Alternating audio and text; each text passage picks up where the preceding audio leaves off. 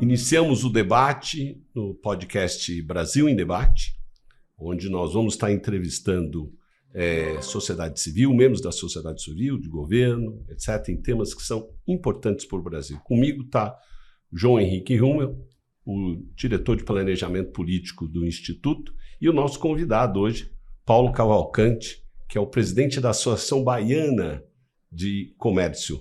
Paulo, bem-vindo. ACB, bem, obrigado a você. Associação Comercial da Bahia, ACB. Associação Comercial da Bahia. Bicentenária, 213 anos. A primeira entidade de classe de empresários do Brasil e das Américas. É muito importante entender isso. As pessoas que se reuniram, como vocês fazem, como Instituto Unido do Brasil, que está de parabéns. Eu tenho um orgulho imenso de fazer parte dele e estar aqui à disposição para a gente bater esse papo bom, agradável, construtivo, harmonioso. Vamos lá, pau na máquina. Obrigado. João, quer fazer uma abertura, contar um pouquinho do cenário e o que nós vamos estar aqui debatendo hoje? É um prazer estar contigo, Paulo, aqui para a gente bater esse papo, principalmente um assunto importante. Você vê que hoje o grande tema do Brasil político é a questão tributária. Estamos discutindo aí, acabamos de aprovar a reforma tributária sobre o consumo. Temos a perspectiva da renda, a questão da folha de pagamento, sobre a oneração da folha de pagamento. E temos um problema no Brasil hoje, entendeu? Dessa isonomia, dessa questão tributária que é uma loucura, é um manicômio. E será um prazer a gente discutir esse momento político e como buscar soluções dentro dessa bagunça que a gente vai ter aí nos próximos anos, com 2 modelos tributários, um ajuste, uma transição longa para isso. E um dos problemas que a gente está vendo hoje, que o governo cada dia não tira da mídia, é a isonomia quanto à importação de produtos, da importação através de plataformas, que está criando um grande problema para a indústria, para o comércio, e a questão tributária também de arrecadação. Como é que você analisa isso e como é que você vê essa situação conjuntural no Brasil hoje? Meu amigo, veja bem, Castilho, João, todo o Instituto e todos que estão nos assistindo. A pergunta que eu acho que eu provoco sempre que a gente tem que fazer tem a reforma tributária importantíssima, a gente está aí, nós precisamos da simplificação da reforma tributária, nossa aposta toda era essa, ninguém falava nem em aumento, né, das despesas, ninguém falava em aumento de impostos, falava que a gente tinha que preservar a receita importantíssima e fundamental para manter os serviços públicos essenciais do nosso país. Claro, a gente acredita nisso, sabe disso, todos nós sabemos disso, mas a gente queria a simplificação e a gente veio com um negócio que espero não seja no final maior, né, que aumente nossa questão. Porque a questão que a gente tem que discutir, que a gente tem que despertar toda a classe empresária produtiva, todo cidadão brasileiro contribuinte que paga seus impostos, é o tamanho do Estado que a gente quer ter. Está na Constituição Federal de 88, despesas e receitas. Qual o tamanho das nossas despesas? Qual é a nossa receita? Qual é a capacidade nossa de bancar esse Estado? Né? Essa é a questão, né? A contrapartida da eficiência dos serviços públicos brasileiros. Será que a gente efetivamente não poderia também pensar nessa melhoria? Veja bem, não estou fugindo da sua resposta. Eu estou dizendo, alertando a quem está nos vendo. Antes, vamos pensar no tamanho. A gente mora num condomínio chamado Brasil, nós temos a fração ideal desse país. Nós pagamos, contribuímos. Como eu falo, nós não é só classe empresária, não. Todo mundo empresária e empregados. Não existe empresas, pessoas jurídicas sem pessoas físicas. Não existe empregado sem empregador. Não existe pessoas, não existe. E nós todos somos contribuintes. Inclusive, os desempregados são contribuintes. Que tamanho com essa receita que a gente produz para o Brasil a gente pode bancar? O que a gente não pode aceitar são aumentos e aumentos, aumentos de déficit. Aí sim, claro, aumento de carga tributária e a discussão da isonomia do produto internacional, né, que a gente vai brigar contra o internacional, a tecnologia, o avanço tecnológico é inquestionável. Nós temos alguma fábrica brasileira de tecnologia, de fazer iPhone, de fazer... Nós temos uma certa dificuldade, né? Que temos sim, mas nós precisamos pensar nisso. Então, isonomia, globalização, né? Estou à sua disposição, mas acho que essa provocação acho que tem tudo a ver, se você concordar comigo, claro, né, se você achar. O tema importante, Paulo, é nessa linha que o João puxou e que você muito bem já está colocando para a gente, mas uma das minhas maiores preocupações está acontecendo agora, né? Algo que serviu como benefício há 10, 15 anos atrás, que era até uma necessidade, hoje está causando um impacto sério dentro das empresas, né? Nós não estamos dizendo que a gente tem que proteger a indústria nacional. A indústria nacional tem que ser competitiva, a indústria nacional tem que partir e ter qualidade. Mas não dá para competir com alguém que venha de fora em regras diferentes. Como é que você está vendo esse impacto nos, principalmente varejistas, do seu estado? Não é do estado só da Bahia, isso não é um privilégio só da gente, o privilégio nacional, do Brasil inteiro, estão sofrendo. Todos os grandes atacadistas, vocês têm visto, né? A venda por isso aqui, você vem em sua casa, a gente recebe mercadoria pior. A gente recebe mercadoria na nossa casa, quem está comprando são nossos filhos, são nossas esposas, estão do lado da gente comprando equipamentos, chegando em nossa casa em caixas, né, com a nota fiscal, que às vezes vem com a nota fiscal diferente. Quando você vê lá, o preço está ali, quando você abre, é o produto que alguém pediu em casa. Você fala, quem pediu esse produto aqui? Não, eu comprei pela internet, que era muito mais barato. Isso está acontecendo e a gente está convivendo no Instituto do Brasil exatamente essa, a reclamação de perda de competitividade. Os grandes lojistas não estão mais virando grande, porque a gente está comprando tudo pela internet, né? Isso é realidade. Inclusive se adaptando.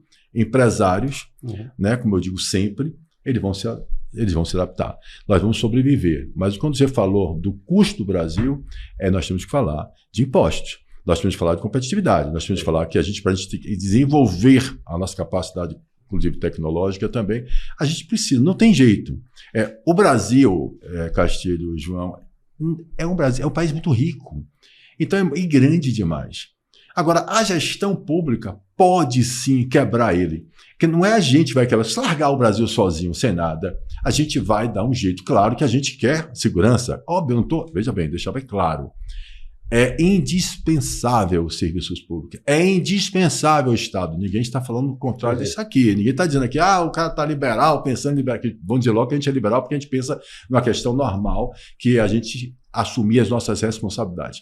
O que nós estamos falando aqui é o seguinte: sim, queremos assumir nossas responsabilidades, mas nós queremos eficiência nas contrapartidas do que pagamos, do que a gente quer, em relação à isonomia, em relação, de novo, ao que nós estamos falando, ao avanço tecnológico, as formas que a gente vai ter de enfrentar a concorrência internacional juntos. É como eu digo, o empresário ele pode sim, de forma contributiva, harmoniosa, se aproximar das instituições públicas, dos órgãos controladores e fiscalizadores, contribuir para uma formação que você faz muito bem, João Castilho, aqui no Instituto Unido do Brasil. Então, parabéns. Eu tenho orgulho, como eu falei no início, de participar de vocês, que vocês estão fazendo a sociedade civil organizada se aproximar do Congresso, onde a gente sente hoje também nessas instituições.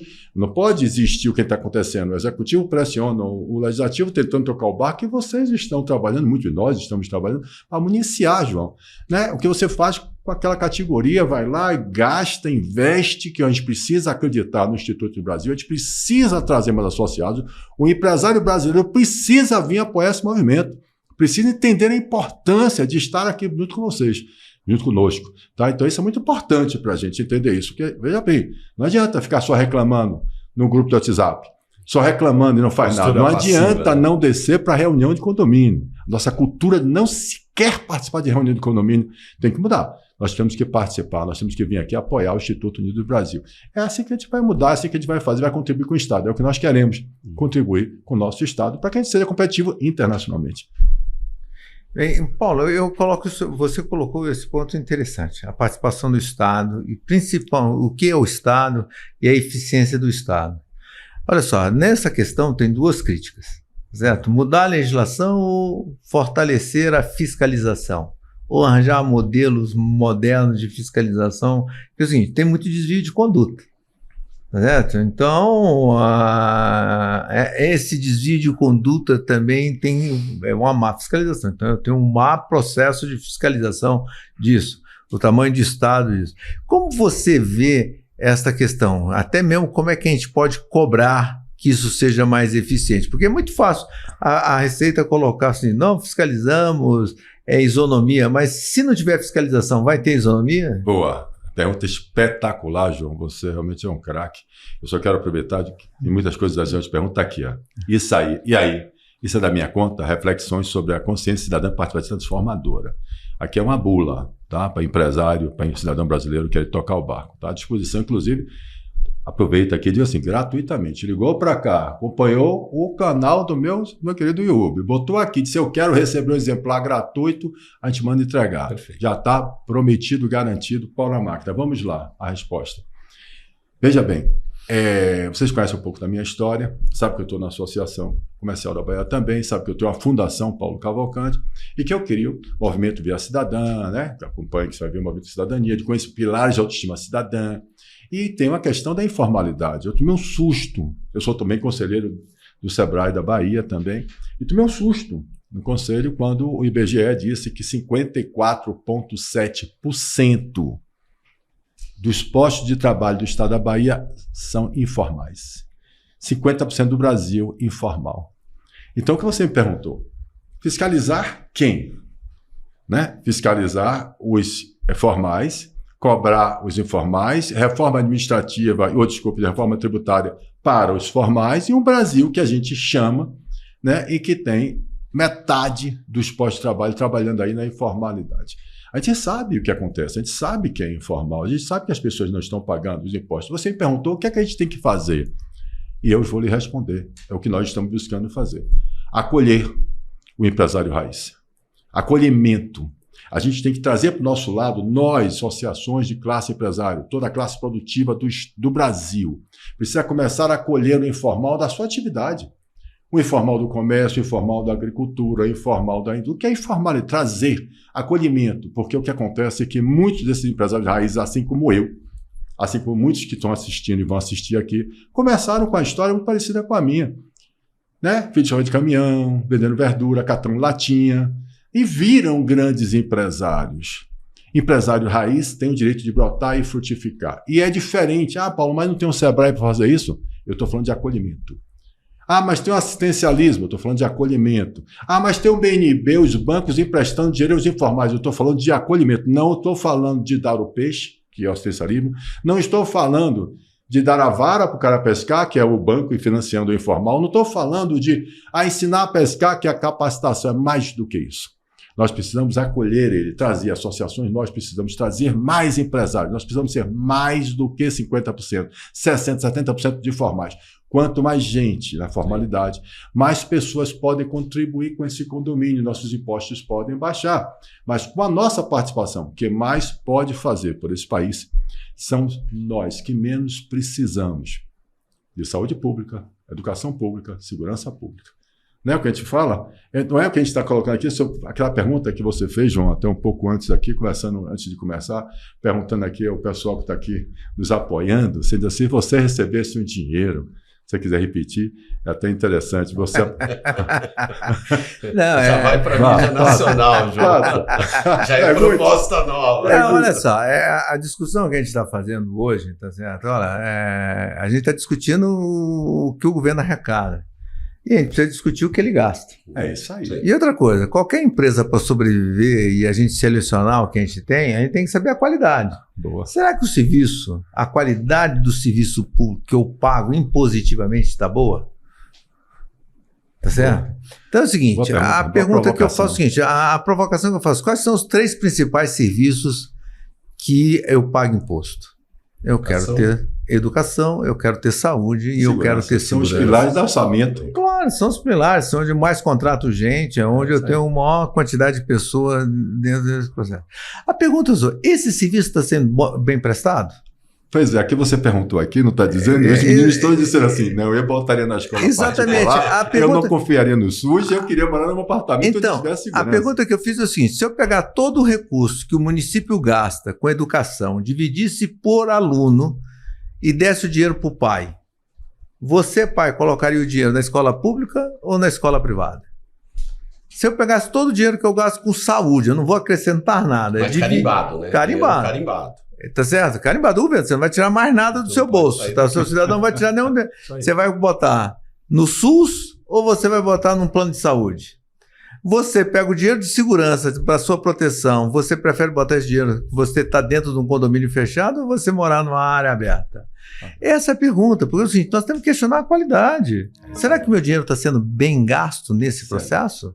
Tá certo? Será que eu estou hoje medindo a qualidade do serviço? É aquilo que eu falei para você. Será que hoje o serviço que eu estou botando para fiscalizar o desvio das importações está sendo bem fiscalizado? Exatamente. Essa pergunta é uma pergunta que, claro, você fez uma provocação, que nosso objetivo não é mudar nada, ao contrário, é melhorar a eficiência. A gente está querendo exatamente isso, é provocar. A gente sabe que a gente precisa do Estado, precisa da receita do Estado, precisa pagar nossos impostos. Nós estamos falando tudo isso. Nós estamos falando aqui de eficiência e competitividade. Capacidade de concorrer com, como você falou no início também, Castilho, concorrente com nossos... esforço. Não. A China é um exemplo fantástico. Nós éramos muito maior do que a China em relação à industrialização. A China começa a receber tudo, vai para lá tudo. Hoje a China vem para cá até para fazer ponte. Pelo amor de Deus, né? Quer dizer, eu não estou criticando a vinda de ninguém, ao contrário, é um bom exemplo. Se a gente vai ter que receber todo mundo aqui, para a gente começar a produzir aqui com custo menor e virar também uma superpotência, que o Brasil tem tudo para ter. A Constituição de 88 nossa é fantástica. Desculpa, essa parte é importante, 88, fantástico, é uma função social da empresa, livre iniciativa, mais função social, educação com a eficiência, artigo 37 da Constituição, saúde pública, segurança pública, tudo nós estamos falando aqui. Aí a gente vai lá e faz o programa da gente, dizendo os planos de ação da gente. Em 10 anos, nós vamos erradicar o analfabetismo no Brasil. Em 1988, 1998 acaba. Aí você chega em 1988, que você chega em 2024, continua com índice de analfabetos inacreditável. Então, óbvio que a gente precisa pensar nisso tudo, se aproximar do nosso Estado. E tem um lado também que nós temos que entender. A gente fala muito do crescimento nacional, do Brasil ser uma das maiores economias do mundo, mas a gente esquece que a renda per capita brasileira não muda faz 30 anos. Então, sob o ponto de vista de ganho real para o cidadão, não está existindo. É claro, um grupo está se beneficiando, de alguma maneira está crescendo, mas a renda per capita brasileira não cresce. E para crescer, precisa existir investimento. E hoje, o que o João bem disse, a administração do governo é fundamental para que a gente tenha recursos para provocar o investimento. Sem investimento de 15%, 20% do total da massa de recursos do governo, dificilmente vai crescer. Hoje em dia, se o governo faz orçamento, já faz deficitário desde o primeiro dia. Castilho, eu vou falar uma coisa para você. Assim, a gente está entrando numa conversa bastante importante, bem provocativa, e principalmente porque o Paulo coloca no livro dele, tá certo? Que é o exercício da cidadania, é uma avaliação do Estado. Eu vou provocar o Paulo, olha só, você está dentro de uma associação comercial, você é um cara empresário, o Castilho é um empreendedor nato. Tá certo? É um cara que olha a visibilidade de negócio. Mas o Brasil tem um problema seríssimo, tá certo? Que trata, inclusive, do nosso tema, empreender. A pergunta que eu faço para você, se Salvador é uma cidade enorme, por que ela só tem um aeroporto? Amigo, veja bem, eu diria a você que, para responder você, é pior do que isso. Nós estamos vivendo no Brasil um sistema dificílimo com a aviação, você sabe disso. Para vir para cá, você sabe a dificuldade que a gente tem. Não é só Salvador. Né? A gente não consegue ir para o interior da Bahia, a gente sabe disso. Foi importante você falar isso, mas nós estamos vivendo uma situação bastante difícil em relação... Nós estamos retrocedendo, a verdade é essa. Quer dizer, não é retrocedendo, ao contrário, eu digo que a população mundial nunca viveu tão bem, nunca teve acesso a tantos equipamentos, né? A tecnologia. A gente hoje está vivendo muito melhor do que antes, mas o que eu quero colocar é que a gente perdeu mesmo. Vamos lá, eu vou chegar no aeroporto, mas olha bem, perdemos sim. Nós chegamos... Pega uma foto de 1930, 40... Pega uma foto de Salvador que você falou, do estado da Bahia ali, que coisa maravilhosa. Pega uma foto de Paris, você vai ver que nós estamos indo muito bem.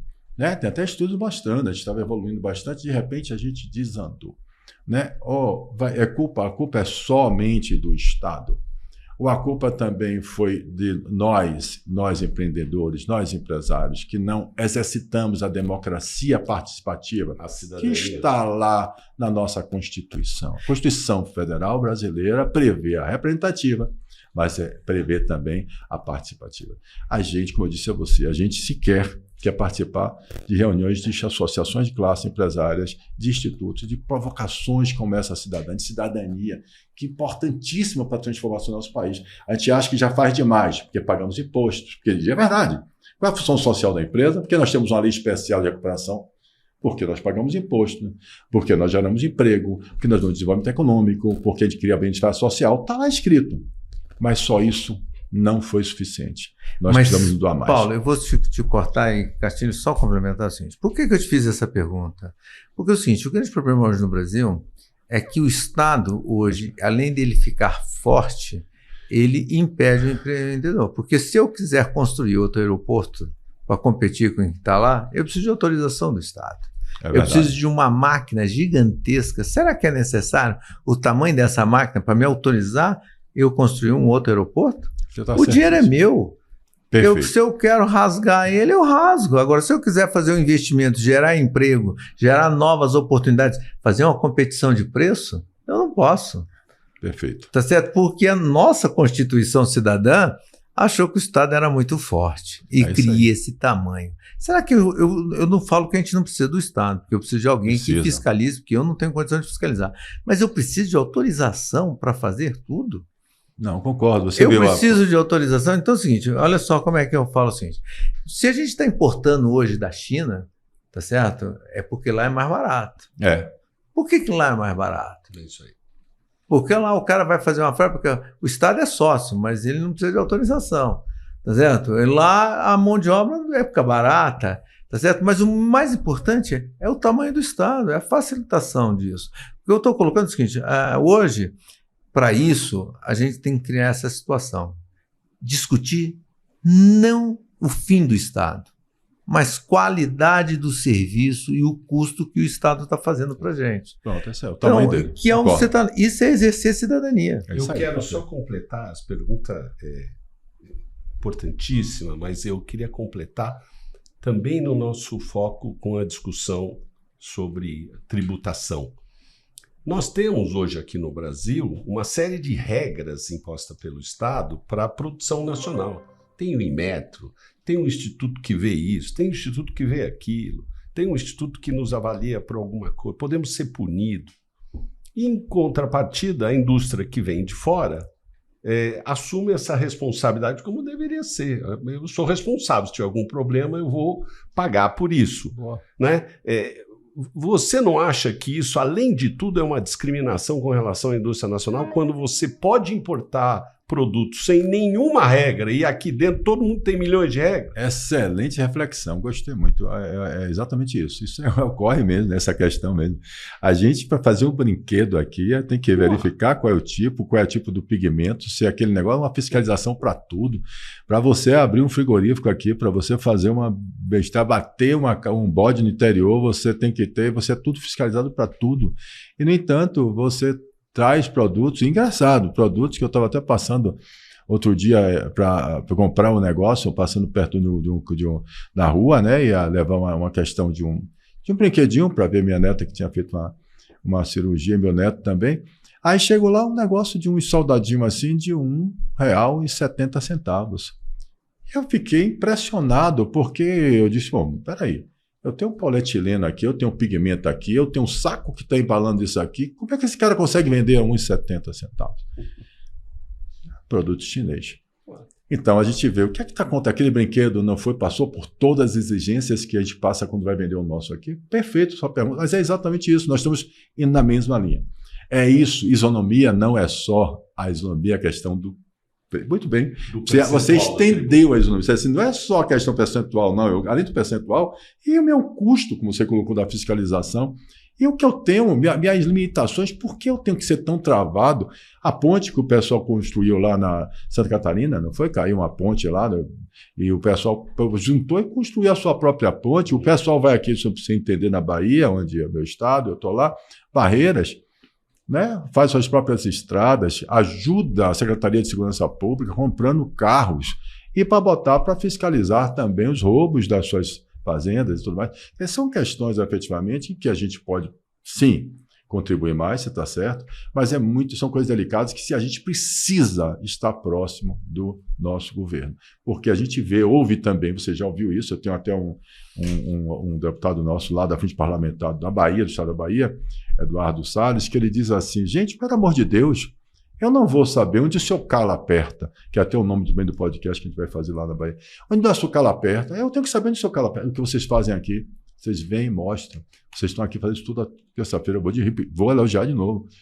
Parabéns a vocês. Sensacional. E muitos dizendo, olha, nosso calo aperta aqui. E é isso que a gente tem que fazer. E o que é que tem que acontecer que precisa também, João, é esse sentimento, acabar com a polarização. A polarização não interessa a nação. A gente não pode dizer nada que você falar alguma coisa, você é o bolsonarista ou você é lulista. Para com isso. Eu sou brasileiro. É interessante como a gente fosse um time de futebol, quando o cara torce para o Flamengo, Fluminense, Corinthians, ou Santos, ou Bahia, ou Vitória, tanto faz. Quando você torce para o time de futebol, seu time cai para a 3ª divisão, você torce por ele, você vai no estádio, né? 4ª divisão, você, se você quiser mudar de time e dizer, não, vou querer mais ser Palmeiras não, agora você é Santos, você é um vira-folha, você é um traidor, você isso, aquilo, outro. Você tem um sentimento de pertencimento do seu time, você paga, você conhece o técnico, se o cara roubar, você sabe que o cara roubou, mas você não deixa de torcer por ele. A gente aqui é o seguinte, o empresário brasileiro, tá ruim, eu vou mudar de país, eu vou para os Estados Unidos, eu vou para Portugal, eu vou para a Espanha. Mas na faixa de Gaza, quando a bomba começou a explodir na nossa cabeça, todo mundo virou patriota, todo mundo quer ser repatriado, quer voltar para o Brasil. Esse país é nosso, é aqui que a gente vive, é aqui que a gente tem que viver, e tem que ter o mesmo sentimento de pertencimento e unidade pelo nosso time de futebol que a gente tem que ter para o nosso país. Vamos participar, vamos nos unir para melhorar, que a gente consegue melhorar e acabar com a polarização, inclusive política também. A gente pode falar o que a gente pensa, a gente pode discordar. Sim. Mas discordar não quer dizer que eu não quero o melhor para o nosso país, nem que ele queira. Você é do partido, eu sou de outro partido, sempre pensando diferente. Eu sou da Constituição Federal Brasileira. É a Constituição, sim, da livre iniciativa, mas sim da função social. Eu acredito que todos, foi o que nós pensamos, têm que ter direito à educação pública, saúde pública, segurança pública, moradia, e a gente tem que lutar por isso. Se nós tivéssemos conseguido isso já, nós teríamos uma nação muito mais próspera e rica. Isso é que eu torço, isso que eu acredito. E a gente acredita através disso. Então, estamos juntos, vou estar com vocês até o final, junto, e quero mais gente aqui com a gente, hein? Tem Vamos um nessa. ponto que eu gostaria de te ouvir, aliás, eu quero ouvir o João também, que é o seguinte, acho que nós temos que parar com essa mania de tratar o empresário brasileiro como se ele fosse criança e ele não tivesse nenhuma responsabilidade. Que o Estado é que tem que assumir essas... Discordo. Nós somos uma sociedade avançada, os empresários brasileiros hoje construíram uma das 10 maiores economias no mundo, não foi o governo que construiu, foi o Estado, foi o investimento privado que construiu, e nós não precisamos ficar sendo tratados como criança. Agora, a única coisa que sim é muito importante uma coisa é você dar chance de competir, outra coisa é amarrar a perna na hora da competição. Boa. E criar uma vantagem competitiva para alguém. É só isso que eu estou discutindo. Nós não estamos discutindo aqui se tem que cobrar mais ou menos de quem quer que seja. O que nós estamos discutindo aqui é por que não existir a isonomia, ou seja, competência vai ganhar no final, mas na hora de competir, todo mundo tem que ter a mesma base. Eu acho isso fundamental. A gente está tendo exemplo nisso nos produtos importados lá, dentro de uma regra específica que ela é mal usada, ela é mal fiscalizada. Eu concordo contigo, Castilho. Eu acho que hoje o Brasil ele precisa ser mais transparente e ele precisa ter regras, diminuir a quantidade de exceções. Quanto menos exceções a gente tiver no Brasil e quanto mais liberdade e responsabilidade para quem faz, é o melhor possível. Eu acho, Castilho, que o mau cidadão tem que ser punido. Claro. Exemplarmente. Também acho. Agora, a responsabilidade é dele. Vou dar um exemplo para você aqui, só para você o que você está dando. Eu trabalhei no Ministério da Agricultura, tá certo? As cooperativas colocaram soda cáustica no leite, tá certo? Você sabe contra quem as pessoas que se sentiram lesadas entraram? Contra o Estado, que era quem tinha que fiscalizar. O que eu, contribuinte, tenho com a ação ruim que o cara fez? Porque eu tinha que fiscalizar ele, não fiscalizei, Quem se sentiu lesado está entrando contra mim? Isso é a realidade. Vou dar um exemplo para vocês, que também eu gosto de colocar isso. Uma empresa francesa veio no Brasil e registrou uma prótese mamária para a mulher. A prótese foi vendida no Brasil, autorizada, foi vendida no Brasil, tá certo? Fizeram. Ela deu problema, teve que refazer todas as próteses. Quem pagou? Nosso contribuinte. Nós, não.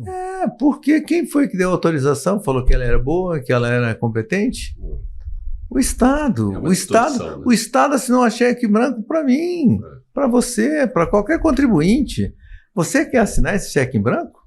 Vamos fazer essa população para todo mundo? Falar o seguinte, eu não quero. Então é o seguinte, essa questão da responsabilidade do Estado, o que é e o que eu estou dando cheque em branco para ele, e o que ele precisa autorizar, isso é que é importante, Castilho. Eu gosto da pergunta, você é importante, porque é o seguinte, nós temos que saber o que cobrar para que o Estado faça bem feito o que ele tem que fazer e dar responsabilidade para nós. No caso da fiscalização, olha só, o mesmo CPF lá chinês manda 1 milhão de presentes. Isso é correto? Grande amigos, né? Isso é correto? Pô, o Estado não pode fiscalizar isso? 1 milhão de presentes. É 1 milhão de presentes. Tá certo? O Estado não pode fiscalizar isso? Então eu falei, mas o Estado tem que dar o carimbo para todo produto brasileiro que demora um ano para você conseguir um registro, demora 6 meses. Tá certo? Olha só a dificuldade. Então é esse o papel do Estado e a qualidade do serviço que você está colocando. Isso eu tenho que ter isonomia. E o Estado tem que exercer o real papel e atribuição que ele tem. Mas o que eu diria para vocês é o seguinte, para ficar bem claro, você não concorda comigo que a classe empresária participando e tendo voz, sendo ouvido, tendo oportunidade de ser ouvido, né? A gente também tem uma carência hoje de, infelizmente, a gente não tem oportunidade de nos expressarmos, né? A gente, uma reclamação, você vai dizer assim, só sua, Paulo, não. Eu vejo isso acontecer nas decisões dos aumentos, né, dos impostos que acontecem, só vai lá no final do ano, no final, pertinho, vai lá e sobe o imposto do ICMS, não se discute, não se traz para saber que se teria outra solução melhor e tudo mais. Então, o que eu coloco para você é o seguinte, mais do que nunca, é a minha provocação. A gente precisa ser ouvido, a gente precisa ter voz. E para que a gente seja ouvido e que a gente tenha voz, a gente precisa ter representatividade, inclusive para eleger também os nossos representantes, né, políticos, nosso Congresso Nacional. Então, para que a gente faça isso, a gente precisa trazer mais gente para o nosso lado. A gente precisa que as pessoas comecem a ter sentimento de pertencimento e unidade do que é nação, do que é país. A gente precisa entender que não podemos achar normal o pessoal dizer que eu vendo o meu voto nas redes sociais. Eu vendo meu voto por R$50 se você botar um cantor legal aqui para mim cantar e tal, ou outras coisas piores do que essa. A gente precisa trazer essa consciência do que é cidadania. A gente precisa, efetivamente, e de novo, sim, parte, e diria uma grande parte, responsabilidade de quem empreende, de quem tem uma classe empresária no nosso país. A gente precisa mudar nosso comportamento, a gente precisa ter posições não só partidárias, mas posições suprasegmentais, independente do segmento. Essa história de dizer assim, não, é porque o lobby do banco, da agricultura, do agro, do não sei o que lá, é mais importante, por isso que o governo baixou aqui, aumentou ali.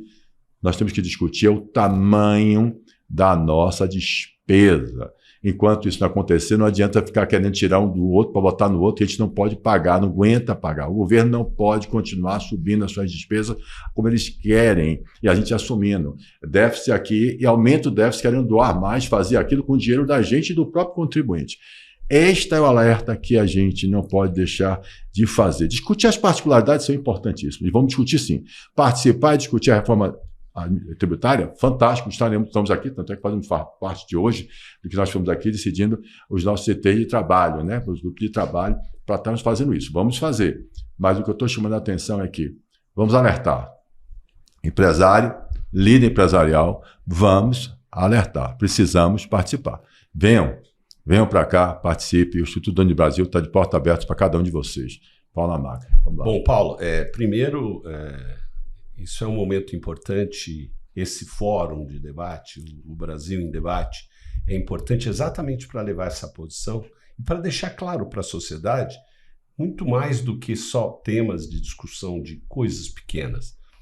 Nós temos que discutir modelo de governo, que tipo de estrutura nós queremos. Não é assunto para hoje, mas sem dúvida é um assunto importante. Agora, para a última pergunta que eu queria deixar para o João e para você, para encerrarmos hoje, eu queria dizer o seguinte. Primeiro eu vou fazer uma afirmação.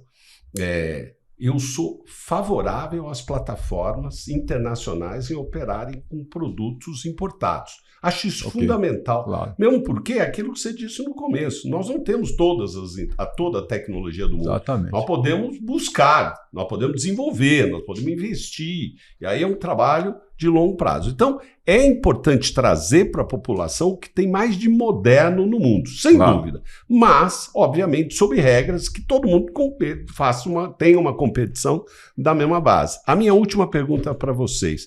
Como é que vocês acham que o governo, que hoje tem a caneta na mão e trata disso, ou o parlamento, que efetivamente consegue ou pode legislar sobre isso, o que você acha que nós podemos trabalhar junto ao parlamento e ao poder executivo para que essa isonomia aconteça? Onde é que vocês acreditam que a gente realmente tem que colocar os nossos esforços nos próximos dias para que a gente tenha uma efetividade essa pergunta é para João, não é para mim.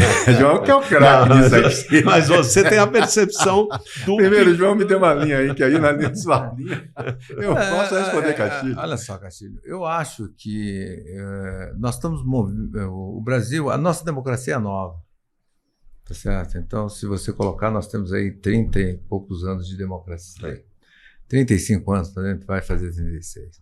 Ela é nova ao longo da história da formação. E eu acho que a gente está passando por um processo muito importante. O Paulo usou um termo ali, onde o seu calo aperta. A mudança de postura que eu acho que tem é o seguinte: o meu calo apertou, eu grito, mas eu grito ao léu. Boa. Tá certo? Eu grito ao léu. E eu espero que eu gritar lá no meio do campo, tá certo? O cara que está aqui em Brasília escute e me defenda. Não vai acontecer isso. Tem que ter um elo de comunicação. Tem que ter uma sistemática para isso acontecer. E isso está sendo fortalecido agora pelo momento político que a gente tem, onde a gente está implementando um semipresidencialismo, onde o parlamentar vai ter que se aproximar mais, porque ele vai ter dinheiro para aplicar na região, ele vai ter que procurar onde ele vai melhor investir, as pessoas que estão mais próximas dele vão fiscalizar o que o dinheiro está sendo aplicado. E outra coisa, por outro lado, esse parlamentar, ele não tem condição, tá certo? Por mais que ele seja culto, saber de nanotecnologia e reforma tributária, onde ele vai votar no mesmo dia. Se a sociedade não organizar, não levar para ele estudar e analisar isso junto com o seu eleitor, para ele ser o árbitro das divergências, tá certo? Nós não vamos chegar a lugar nenhum. Eu acho que hoje o Brasil e o brasileiro tem que exercer a cidadania. Ele tem que olhar que a conta vai chegar para ele. E ele tem que colocar isso. Uma coisa que é importante entender, Paulo, nesse discurso, é que é o seguinte: tem duas formas de você falar as dores. Uma dor é falar assim: eu estou sentindo dor. Tá certo? E preciso da sua ajuda para corrigir. Outra é uma pessoa falar para você assim: essa dor que ele está sentindo, eu vou corrigir ela e vai ser benéfica para tudo. Tá certo? E isso é o papel que nós estamos fazendo aqui no UB. Porque quem tem que falar que está corrigindo e prestando serviço para todo mundo é o parlamentar. A gente paga ele para isso, a gente elege ele para isso. Então eu acho que esse é o trabalho. Tem que procurar as entidades, tem que se organizar, tem que falar a sua dor, mas tem que falar qual é a solução. E a solução, ela é discutida e solucionada em conjunto. Democracia é juntar minorias para fazer maioria. Mas, meu amigo, deixa eu só colocar na sua fala aqui, está a ser corretíssima, mas tem um complemento que eu chamo a atenção, da nossa inteligência cidadã. A gente fala muito em inteligência intelectual, inteligência do conhecimento, inteligência emocional, mas a gente não trabalha a inteligência cidadã, a consciência de cidadania. O que é cidadania? O povo, a maioria dele, nem sequer. Nós temos 39% de analfabetos funcionais no Brasil. Essas pessoas não conseguem nem sentir, olha o que a gente acabou de falar, o sentimento de pertencimento. As pessoas não acreditam nos serviços públicos, não acreditam na educação, não acreditam na saúde, não acreditam na segurança pública. Eles não se sentem pertencentes a esse país, eles não sentem que é dele, eles não acreditam, ele não sabe que ele paga o imposto, ele não sabe que paga, ele não acredita que paga. Então veja bem como é difícil em uma república democrática brasileira, que se elege os seus parlamentares através do voto direto, onde você tem uma população que não sabe nem o que é isso. Nós precisamos de educação em nosso país. Isso é importante. Nós precisamos começar a introduzir a educação na escola primária. Primeiro, na escola, quando começar, né? E começar a mostrar o que é isso. A gente não tem, a gente não ensina. A Constituição brasileira, quem conhece, quem sabe dos seus direitos. Nós estamos vivendo num país tão polarizado que briga ainda hoje por questões de rico, pobre, empregado, empregador, gênero, eu sou hétero, eu sou não sei o que lá. A gente continua brigando por causa de tantas questões que estão garantidas na Constituição, que você falou que tem 35 anos, fez em agosto do ano passado. Então, o que eu quero colocar para você, meu querido amigo e Castilho, é isso aí. A gente precisa trazer para o nosso lado, é o que eu falei, educação e acolhimento. O acolhimento informal, porque isso é mais fácil, mas principalmente aqui, eu vou insistir, eu estou insistindo nisso, porque é a classe, sim, produtiva, é a associação, sindicatos. Nós temos muitos ainda que estão ali sentados e não têm ainda a capacidade nem de entender isso que você acabou de falar aqui, João. De entender que ele precisa participar, que ele precisa vir, que ele precisa gritar, nem dizer o ai, só gritar ai e grita aqui. Nas redes sociais, no WhatsApp, repostando e transferindo responsabilidade. Gente, o Brasil transforma-se quando a gente começar a assumir o eu responsável, o eu atitude, o eu transformador. O eu, que eu falo, é cada um cidadão. Mas para isso a gente precisa educar ele, ensinar, conscientizar, levar à população brasileira o que a gente pecou nesses 35 anos. Nós não temos um brasileiro consciente, com sentimento de pertencimento e unidade, que entende quanto ele está sofrendo, quanto ele está perdendo. Ele acha, ele acredita, ainda há muitas coisas que a gente vê que não se concretizam. Paulo, quero agradecer a sua participação. Eu que agradeço. Você é um companheiro de todas as horas, desde o início do Instituto Unidos Brasil. Você está sempre trazendo a voz, não só a voz da Bahia, mas a sua voz, voz de consciência. João, agradecer mais uma vez a sua participação como o nosso grande estrategista aqui dentro do Instituto sobre temas políticos, de políticas públicas, pelo enorme conhecimento que você tem do ramo, e agradecer a todos que estão aqui assistindo no Brasil em Debate, que é o primeiro ano de atividade, onde vocês vão ver, numa sequência bastante grande, um número muito grande de entrevistas interessantes que eu espero que façam com que você queira participar cada vez mais do Instituto. Muito obrigado a todos. Paulo, obrigado. João, obrigado. Obrigado a vocês. Oportunidade excelente. Muito obrigado a vocês. Vamos nessa aí. Estou à disposição. Abraço, meu irmão. Conte comigo. Pau na máquina.